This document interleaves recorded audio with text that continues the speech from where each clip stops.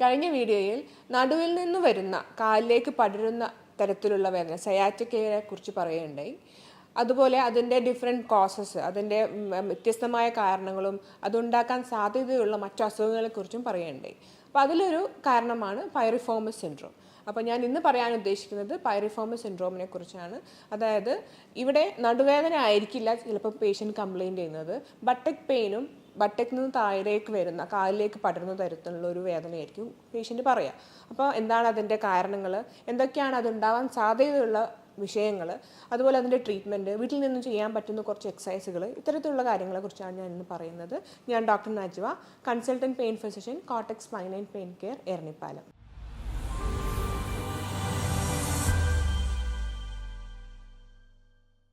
Sciatica എന്ന് പറഞ്ഞു കഴിഞ്ഞാൽ നേരത്തെ പറഞ്ഞു, നടുവിൽ നിന്ന് കാലിലേക്ക് പടരുന്ന തരത്തിലുള്ള വേദനയാണ്. അതായത് നട്ടിൽ നിന്ന് വരുന്ന സയാറ്റിക് നെർവ് കാലിലേക്ക് പോകുന്നുണ്ട്. ആ പെയിൻ, ആ ഞരമ്പിൻ്റെ ആ ഒരു നെർവിൻ്റെ പെയിനാണ് സയാറ്റിക് നെർവ്. അതൊരു അസുഖമല്ല, അതൊരു സിംറ്റം മാത്രമാണ്. അപ്പോൾ ഈ സിംറ്റം ഉണ്ടാക്കാൻ സാധ്യതയുള്ള അസുഖങ്ങളെക്കുറിച്ചാണ് നമ്മൾ നടുവിൽ നിന്ന് കാലിലേക്ക് പടരുന്ന വേദനയായിട്ട് പറയുന്നത്. അപ്പോൾ അതിൻ്റെ ഒരു ഡിഫറൻഷ്യൽ ഡയഗ്നോസിസ് അഥവാ അതുണ്ടാക്കാൻ സാധ്യത ഉണ്ടാക്കുന്ന മറ്റൊരു കാരണമാണ് പൈറിഫോമസ് സിൻഡ്രോം. അപ്പം ഈ പൈറിഫോമസ് സിൻഡ്രോം എന്ന് പറഞ്ഞു കഴിഞ്ഞാൽ ഇവിടെ രോഗിക്ക് നടുവേദന ആയിട്ടായിരിക്കില്ല പ്രസൻറ്റ് ചെയ്യുന്നത്, കാലിലേക്ക് മാത്രമായിട്ടുള്ള വേദനയായിട്ടായിരിക്കും. അപ്പോൾ ഇവിടെ ഈ പൈറിഫോമസ് മസിൽ എന്ന് പറയുന്ന നമ്മളുടെ ബട്ടക്സിൻ്റെ അവിടെയുള്ളൊരു മസിൽ കാരണം ഉണ്ടാവുന്നൊരു വേദനയാണ് പൈറിഫോമസ് സിൻഡ്രോം. ഈ പൈറിഫോമസ് മസിൽ, അതായത് നമ്മളുടെ ഇടുപ്പിൻ്റെ എല്ല്, സാക്രം എന്ന് പറയുന്ന എല്ലിൻ്റെ മുൻവശത്തായി തുടങ്ങിയിട്ട് നമ്മളുടെ കാലിൻ്റെ എല്ല്, ഫീമറിൻ്റെ ഗ്രേറ്റർ ട്രൊക്കാലിൻ്റെ ഭാഗത്തേക്ക് ഇൻസേർട്ട് ചെയ്യുന്ന ഒരു പിയർ ഷേപ്ഡ് മസിലാണ് പൈറിഫോമസ്. ഈ മസിലിൻ്റെ അടിയിലൂടെയാണ്, അതായത് നമ്മൾ നേരെ നിൽക്കുമ്പോൾ ആ മസിലിൻ്റെ അടിയിലൂടെയാണ് സയാറ്റിക് നെർവ് കടന്നു പോകുന്നത്. അപ്പോൾ ഈ സയാറ്റിക് നെർവ് ഏതെങ്കിലും തരത്തിൽ പൈറിഫോമസ് മസിൽ കാരണം അത് ഇറിറ്റേഷൻ വരികയും ഇൻഫ്ലെയിംഡ് ആവുകയും ആ ഭാഗത്ത് ഞരമ്പിൻ്റെ നീർക്കെട്ട് വരികയും ചെയ്യുമ്പോഴാണ് പൈറിഫോമസ് സിൻഡ്രോം എന്ന് പറയുന്നത്. അപ്പോൾ ഇവിടെ ഈ പൈറിഫോമസ് മസിൽ എങ്ങനെയാണ് ഒരു പത്തോളജി ആയിട്ട് ഉണ്ടാവുന്നത്? സാധാരണഗതിയിൽ നമ്മൾ ഇരിക്കുന്നത് ഈഷിയൽ ട്യൂബറോസിറ്റിന് മുകളിൽ, അതായത് നമ്മളുടെ ഇടുപ്പിൻ്റെ എല്ലിൻ്റെ ഒരു ഭാഗമാണ് ഈഷിയൽ ട്യൂബറോസിറ്റി. ആ ട്യൂബറോസിൻ്റെ മുകളിൽ ഇരിക്കുമ്പോൾ തന്നെ ഈ പൈറിഫോമസ് മസിൽ ഇൻവോൾവ് ആവുന്നുണ്ട്. അതിൻ്റെ മുകളിലാണ് നമ്മൾ ഇരിക്കുന്നത്. അപ്പോൾ ഒരുപാട് നേരം ഇരുന്ന് ജോലി ചെയ്യുന്നവർ, അതായത് ട്രക്ക് ഡ്രൈവേഴ്സ്, ഇരുന്ന് ജോലി ചെയ്യുന്ന ഓഫീസിലെ സ്റ്റാഫുകൾ, അതുപോലെ ഹാർഡ് സർഫസിൽ ഇരിക്കുന്ന ആൾക്കാർക്ക്, അതുപോലെ ഒരുപാട് റണ്ണിങ് എക്സസൈസ്, ജോഗിങ്, അങ്ങനത്തെ സ്പോർട്സ് ആക്ടിവിറ്റീസിൽ സൈക്ലിങ്, ഇത്തരത്തിലുള്ള ആക്ടിവിറ്റീസ് ഒരുപാട് ചെയ്യുന്ന ആൾക്കാരിലാണ് ഇത് കണ്ടുവരുന്നത്. അപ്പോൾ ഈ മസിലിൻ്റെ റിപ്പീറ്റഡ് ആയിട്ടുള്ള ഇൻഫ്ലമേഷൻ, ഇറിറ്റേഷനാണ് ഒരു കാരണം. ഈ പൈറിഫോമസ് സിൻഡ്രോം വരാനുള്ള മറ്റൊരു കാരണമാണ് അനാറ്റമിക്കൽ വേരിയേഷൻസ്. ഒന്നെങ്കിൽ പൈറിഫോമസ് മസിലിൻ്റെ തന്നെ ഷേപ്പിൻ്റെയും അതിൻ്റെ ഒറിജിൻ്റെയും ഇൻസേർഷൻ്റെയും ഷേപ്പിൽ വ്യത്യാസം വരിക, അല്ലെങ്കിൽ സയാറ്റിക് നെർവ് എന്ന് പറയുന്ന ആ ഞരമ്പുകളുടെ തുടക്കം, അതിലെ ഡിസ്ട്രിബ്യൂഷൻ വ്യത്യാസം വരിക. അപ്പം ഇത് സാധാരണഗതിയിൽ സയാറ്റിക് നെർവ് ഒന്നായിട്ട് തന്നെയാണ് നട്ടിലിൻ്റെ ഭാഗത്ത് നിന്ന് പുറപ്പെടുന്നത്. പിന്നെ കാലിൻ്റെ ഭാഗത്തു മാത്രമേ 2 ഡിവിഷൻസ് ആവുന്നുള്ളൂ. പക്ഷേ ചില സമയങ്ങളിൽ ഈ പൈറിഫോമസ് മസിലിൻ്റെ മുകളിലൂടെയും താഴേക്കൂടെയും 2 ഡിവിഷനായിട്ട് വന്നിട്ട് അത് പിന്നെ ജോയിൻ ചെയ്ത് വരാറുണ്ട്. അപ്പോൾ ഇത്തരത്തിലുള്ള അനാറ്റമിക്കൽ ഡീവിയേഷൻസ് കൊണ്ടും പൈറിഫോമസ് സിൻഡ്രോം വരാം. പിന്നെ വേറൊരു കാരണമാണ് ഓവർ യൂസ്. അതായത് ഈ പൈറിഫോമസ് മസിലിൻ്റെ മുകളിലാണ് ഇരിക്കുന്നതെന്ന് പറഞ്ഞു. അപ്പോൾ ഈ ചില ആൾക്കാർക്ക് നമ്മൾ ശ്രദ്ധിച്ചാൽ കാണാം, അവർ ഈ ബാക്ക് പോക്കറ്റിൽ പേഴ്സ് വെച്ചിട്ടാണ് കൂടുതൽ നേരം ഡ്രൈവ് ചെയ്യുകയും ഇരിക്കുകയും ഹാർഡ് സർഫസിൽ ഇരിക്കുകയും ചെയ്യുക. അപ്പം പൊതുവെ ഇങ്ങനെയുള്ള ആൾക്കാർക്ക് ഒരു കാലിന് മാത്രമായിട്ട് കാലിൽ നിന്ന് താഴേക്ക് വേദന വരുന്നുണ്ടെങ്കിൽ ജസ്റ്റ് അവരുടെ കാര്യങ്ങളൊന്നും അന്വേഷിച്ച് നോക്കി ബാക്ക് പോക്കറ്റിലാണോ ഈ പേഴ്സ് വെക്കുന്നതെന്ന് ചോദിക്കും. അപ്പം മിക്കവാറും അങ്ങനത്തെ ആൾക്കാർക്ക് ഈ പൈറിഫോമസ് സിൻഡ്രോം വരാനുള്ള സാധ്യത കൂടുതലാണ്. ഇനി എങ്ങനെയാണ് ഇത് കണ്ടുപിടിക്കുന്നത്, എന്തൊക്കെയാണ് ലക്ഷണങ്ങൾ? പൊതുവെ നടുവേദന ഈ ഗ്രൂപ്പ് ഓഫ് ആൾക്കാർക്ക് പൊതുവെ പറയാറില്ല, ചെറിയ ചെറിയ വേദനകളല്ലാതെ.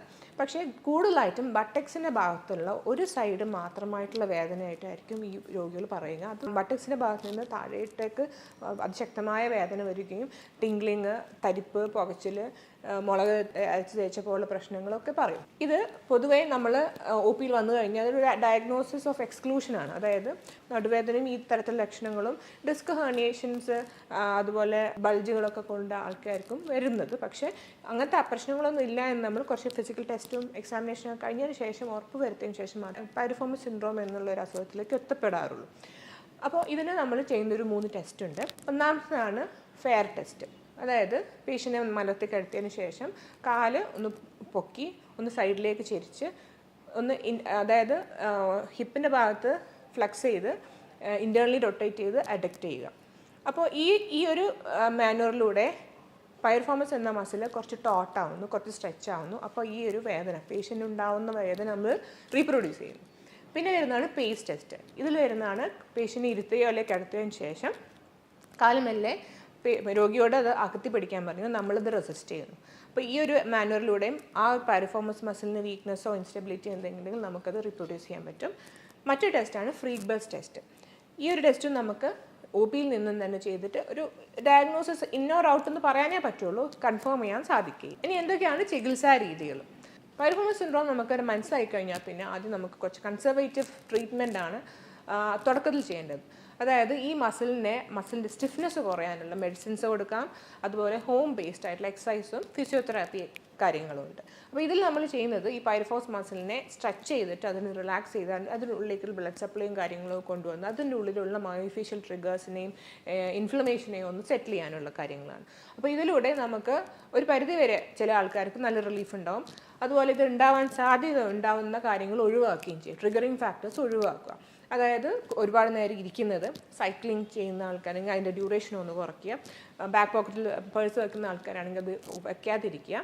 അതുപോലെ ഇത്തരത്തിൽ ഹാർഡ് സർഫസിൽ ഒരുപാട് നേരം ഇരിക്കുന്നതാണെങ്കിൽ അത് ഒന്ന് റെമിറ്റ് ചെയ്യുക. അപ്പോൾ അതൊന്ന് ഇത്തരത്തിൽ കാര്യങ്ങൾ റിസ്ക് ഫാക്ടേഴ്സ് നമ്മൾ മോഡിഫൈ ചെയ്ത് കഴിഞ്ഞാൽ നമുക്കൊരു പരിധി വരെ കുറച്ച് കൊണ്ടുവരാൻ സാധിക്കും. എന്നാൽ ഈ കൺസർവേറ്റീവ് മെഷേഴ്സിലൂടെയും ഈ വേദന കുറച്ച് കൊണ്ടുവരാൻ സാധിക്കാത്ത ആൾക്കാരുണ്ട്. അവർക്കാണ് നമുക്ക് ഇൻ്റർവെൻഷണൽ പെയിൻ മാനേജ്മെൻറ്റ് നമുക്ക് കൊടുക്കാൻ പറ്റുന്ന പ്രൊസീജിയറാണ് ഈ പൈറിഫോമസ് മസിൽ റിലാക്സ് ചെയ്യാനുള്ള പ്രൊസീജിയേഴ്സ്.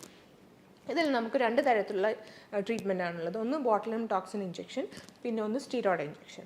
ഇത് രണ്ടും നമുക്ക് അൾട്രാസൗണ്ട് ഗൈഡിൻ്റെ സഹായത്തോടെയോ അല്ലെങ്കിൽ ഫ്ലൂറോസ്കോപ്പി അല്ലെങ്കിൽ സിയാം ഗൈഡഡ് ആയിട്ടും ചെയ്യാം. അപ്പോൾ ഇവിടെ നമ്മൾ ഡയറക്റ്റ് ഈ പൈറിഫോമസ് മസിൽ കണ്ടുപിടിച്ച് അതിൻ്റെ ഉള്ളിലേക്ക് ഒരു 10 യൂണിറ്റ്സ് ബോട്ടുലിനം ടോക്സിൻ ഇഞ്ചെക്റ്റ് ചെയ്യുന്നു. അതൊരു തരത്തിലുള്ള ഈ മസിൽ റിലാക്സ് ചെയ്യാനുള്ള ഒരു മെക്കാനിസമാണ്. അപ്പോൾ ഈ ടോട്ടായി കിടക്കുന്ന ഈ പൈറിഫോമസ് മസിൽ റിലാക്സ്ഡ് ആവുകയും ഇതിൻ്റെ അടിയിലുള്ള സയാറ്റിക് നെർവ് ഫ്രീ ആവുകയും ചെയ്യുന്നു.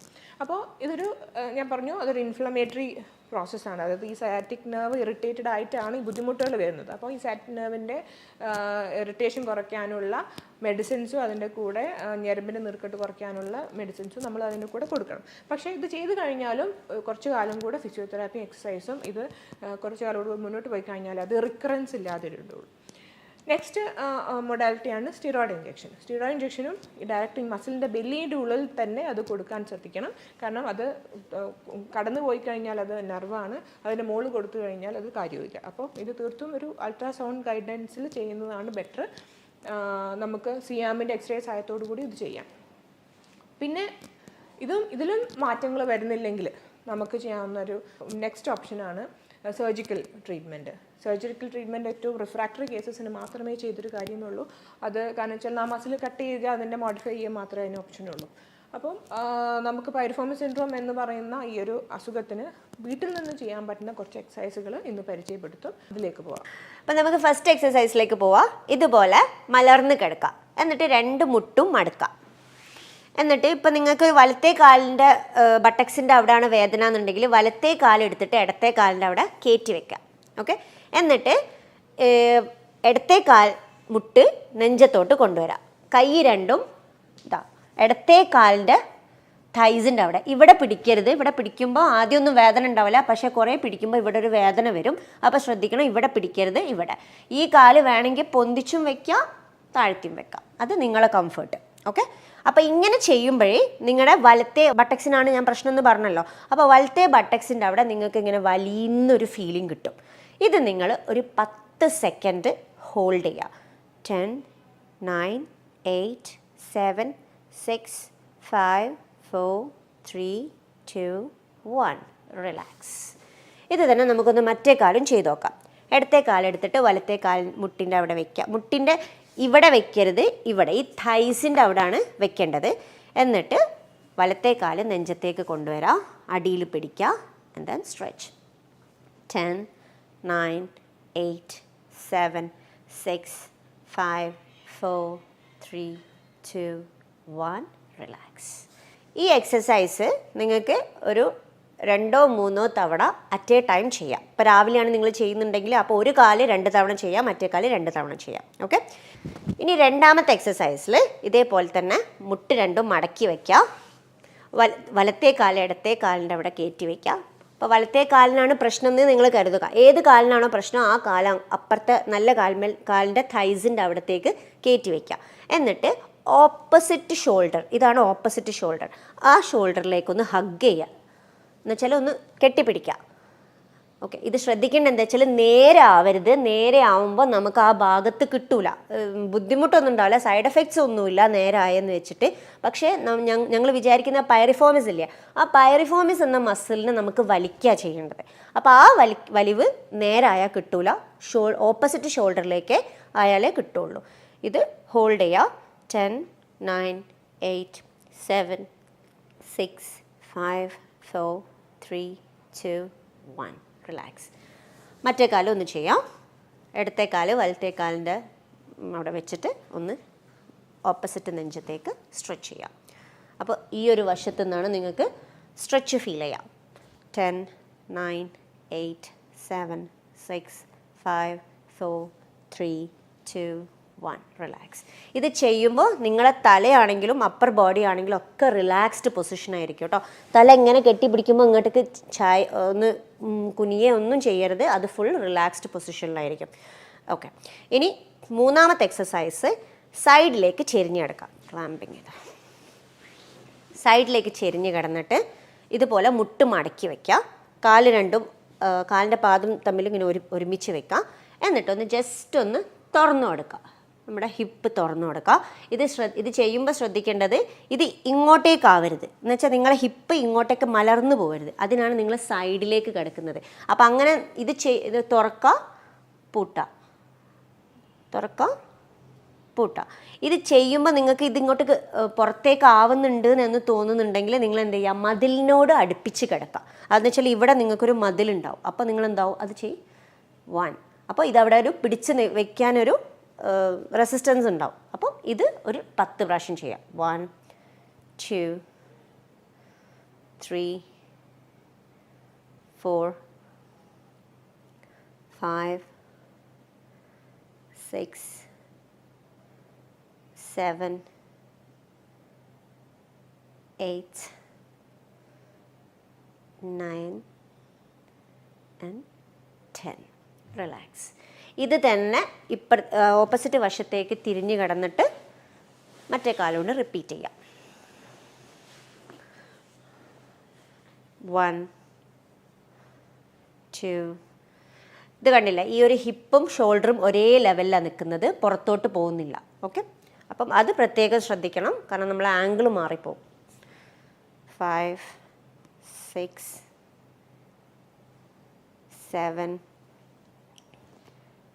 8, 9,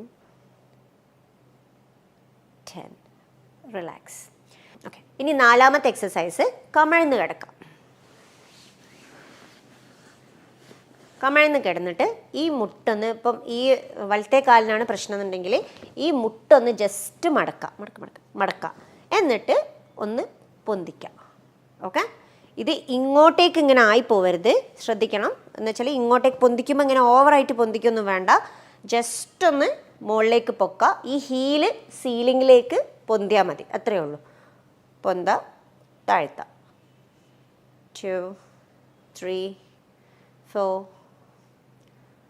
5, 6, 7, 8, 9, 10. ഓക്കെ. റിലാക്സ്. ഇത് ചെയ്യുമ്പോൾ കൈ വേണമെങ്കിൽ ഫ്രണ്ടിൽ റിലാക്സ് ചെയ്ത് വെക്കുക കേട്ടോ. അപ്പം കൈ ഇങ്ങനെ വെക്കുമ്പോൾ ഇവിടെ കൂടുതൽ പ്രഷർ ഫീൽ ചെയ്യുന്നുണ്ട് എന്നുണ്ടെങ്കിൽ അപ്പർ ബോഡി റിലാക്സ് ചെയ്തിട്ട് കൈ ഇതുപോലെ വെച്ചാൽ മതി. എന്നിട്ട് ഇത് ചെയ്യുക. വേറെ എവിടെയും ഒരു വേദന അല്ലെങ്കിൽ ഒരു ഇടങ്ങേറോ ഒന്നും വരരുത്. ഒരു റിലാക്സ്ഡ് ആയിരിക്കണം. അങ്ങനെ എക്സസൈസ് ചെയ്യുമ്പം വളരെയധികം ബുദ്ധിമുട്ടി ചെയ്യുന്നവരുണ്ട്, അങ്ങനെയൊന്നും ചെയ്യാൻ പാടില്ല. കാരണം അത് എന്താ പറയുക, നല്ലതിനേക്കാൾ ദോഷഫലം ഉണ്ടാക്കുകയുള്ളൂ.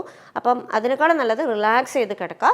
എന്നിട്ട് ആ ഭാഗം മാത്രം, ഞാൻ ഇപ്പോൾ പറയുമ്പോൾ അപ്പോൾ ഈ മുട്ടിൽ ചെയ്യുകയാണെങ്കിൽ, ഈ ഹിപ്പിൽ ചെയ്യുകയാണെങ്കിൽ ഇതാ ഈ ഭാഗം മാത്രമേ ഒരു പ്രഷർ ഫീൽ ചെയ്യുള്ളൂ, വേറെ എവിടെ നിങ്ങൾക്കൊരു ബുദ്ധിമുട്ട് തോന്നില്ല. Okay, 3 4 5 6 7 8 9 and 10. റിലാക്സ്. ഇനി അടുത്ത 2 എക്സസൈസ് ഞാൻ പറയുന്നത് ഫസ്റ്റ് നമ്മൾ ചെയ്ത എക്സസൈസിൻ്റെ ഫസ്റ്റ് 2 എക്സസൈസിൻ്റെ ഒരു മോഡിഫിക്കേഷനാണ്. അത് ഇപ്പോൾ ഈ ചെയ്യാൻ സമയമില്ലാത്തവരുണ്ടാവല്ലോ, പക്ഷേ പെയിൻ സഹിക്കാനും പറ്റുന്നില്ല, ഈ ഡ്യൂട്ടിക്ക് പോണവരാണെങ്കിലും വർക്കിന് പോണവരാണെങ്കിലും അവർക്ക് സമയമില്ല എന്നുള്ളൊരു ബുദ്ധിമുട്ടാണ് അവർ പറയാറ്. അപ്പം ഇരുന്നിട്ട് ചെയ്യാൻ പറ്റുന്ന, ഓഫീസിലാണെങ്കിലും ഇപ്പം കാറിൽ വരെ ആണെങ്കിലും, ഡ്രൈവിംഗ് ആണെങ്കിലും കാറിൽ വരെ ഇരുന്ന് ചെയ്യാൻ പറ്റുന്ന ഒരു എക്സസൈസാണ് അത് പറയുന്നത്. അത് സിറ്റിങ്ങിലാണ്. അപ്പോൾ ഇതുപോലെ ഒരു ചെയറിലിരിക്കുക. അപ്പോൾ നിങ്ങളിപ്പോൾ വർക്കിലാണെങ്കിലും ഇതുപോലെ ഒരു ചെയർ എന്തായാലും ഉണ്ടാവുമല്ലോ. ഇനിയിപ്പോൾ കാറിലാണെങ്കിലും കാർ സീറ്റിൽ ഇരുന്നിട്ട് തന്നെ ഇത് ചെയ്യാൻ പറ്റും. ഓക്കെ, അപ്പോൾ കാൽമേൽ കാല് കയറ്റി വയ്ക്കുക. എന്നിട്ട് കൈ രണ്ടും ഒന്ന് മുട്ടുമ്മലും പിടിച്ചോ, ഒന്ന് ആങ്കിളിൻ്റെ അവിടെയും പിടിക്കുക. എന്നിട്ട് ജസ്റ്റ് ഒന്ന് താഴ്ത്തി കൊടുക്കുക. താഴ്ത്തുമ്പോൾ ശ്രദ്ധിക്കേണ്ട എന്താണെന്ന് വെച്ചാൽ ഈ തല ഇങ്ങനെ താഴ്ത്തരുത്, ഇങ്ങനെയല്ല, ഇവിടെ ഒരു വളയരുത്. ഇവിടെ വളയാതെ നേരെ പിടിച്ചിട്ട് ഹിപ്പിൻ്റെ അവിടുന്ന് ഇവിടെ നിന്നാണ് നിങ്ങൾ വളയേണ്ടത്. വളഞ്ഞിട്ട് സ്ട്രെയിറ്റ് അങ്ങോട്ട് പോവുക. അപ്പം നിങ്ങൾക്ക് എന്താവും, ഈ കയറ്റി വെച്ച കാലിൻ്റെ ബട്ടക്സിൻ്റെ അവിടുന്ന് നിങ്ങൾക്ക് നല്ല വലിവ് കിട്ടും. ഇത് നിങ്ങളൊരു 10 സെക്കൻഡ് ഹോൾഡ് ചെയ്യാം. 1 2 3 4 5 6 7 8 9 10. റിലാക്സ്. മറ്റേ കാലൊന്ന് നോക്കാം. ഇടത്തെ കാല് വലത്തെ കാലിൻ്റെ അവിടെ കയറ്റി വയ്ക്കുക. എന്നിട്ട് റിലാക്സ് ചെയ്തിരിക്കുക. എന്നിട്ട് ബ്രീത്തിങ് ഒക്കെ നോർമൽ. കുനിയാം, ഹിപ്പിൻ്റെ അവിടുന്ന് കുനിയാം. എന്നിട്ട് 1 2 3 4 5 6 7 8 9 10. റിലാക്സ്. ഇതാണ് ഒന്നാമത്തെ നമ്മൾ കിടന്ന എക്സസൈസിൻ്റെ ഒരു മോഡിഫിക്കേഷനാണ്, ഇരുന്നിട്ടുള്ളതാണ്. രണ്ടും സെയിമാണ്.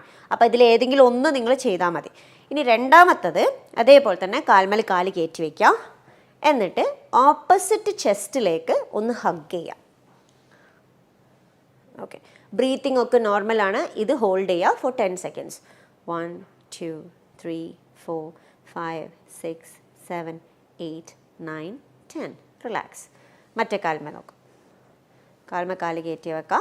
ഓപ്പോസിറ്റ് ചെസ്റ്റിലേക്ക് ഒന്ന് ഹഗ് ചെയ്യുക. 1 2 3 4 5 6 7 8 9 10. റിലാക്സ്.